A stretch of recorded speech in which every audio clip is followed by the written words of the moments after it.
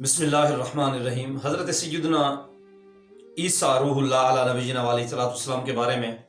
صاحب نزہۃ المجالس نے لکھا ہے کہ آپ ایک مرتبہ سمندر کے کنارے آپ تشریف لیے جا رہے تھے کہ آپ نے سمندر کے کنارے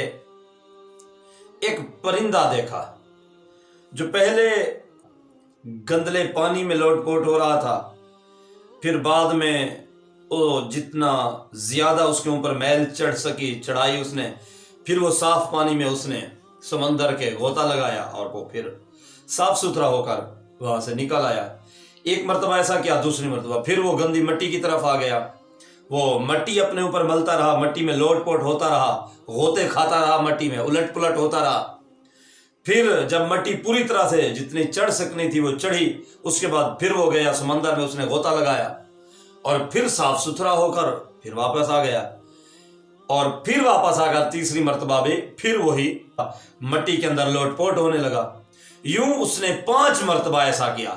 5 مرتبہ اس نے مٹی چڑھائی جسم پر، جسم کو گندلا کیا، میلا کیا، پھر اس کے مرتبہ 5 مرتبہ اس نے صاف پانی سے اپنے آپ کو دھو کر سمندر سے بالکل صاف شفاف کر دیا۔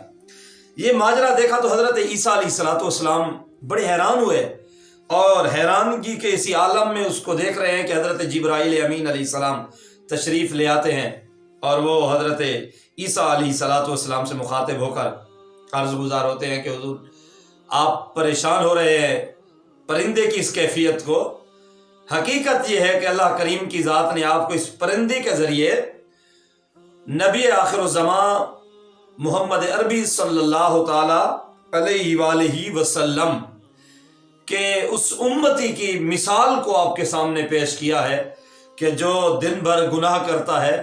پھر بعد میں جب نماز کا وقت ہوتا ہے تو پھر وہ نماز پڑھنے چلا جاتا ہے، نماز پڑھ کر واپس آتا ہے تو پھر وہ اپنے کاموں میں جت جاتا ہے، وہی اس کا سلسلہ ہے۔ پھر نماز کا وقت ہوتا ہے تو وہ نماز پڑھنے چلا جاتا ہے، کہ دن میں وہ میل کچیل سے بھی اپنے آپ کو گزارتا رہتا ہے، اور پھر اس سمندر کی مثل نماز کی صورت میں وہ اپنے آپ کو نماز پڑھ کر بھی گناہوں سے صاف کرتا رہتا ہے۔ تو اس سے پتہ یہ چلتا ہے، سبق یہ ملتا ہے کہ اس پرندے کے ذریعے حضرت عیسیٰ روح اللہ علیہ نبینا علیہ السلام کو دکھایا گیا، اور اس کی مثال آقا کریم صلی اللہ علیہ وسلم کی امت کو اس کی مثال کی صورت میں سمجھایا گیا۔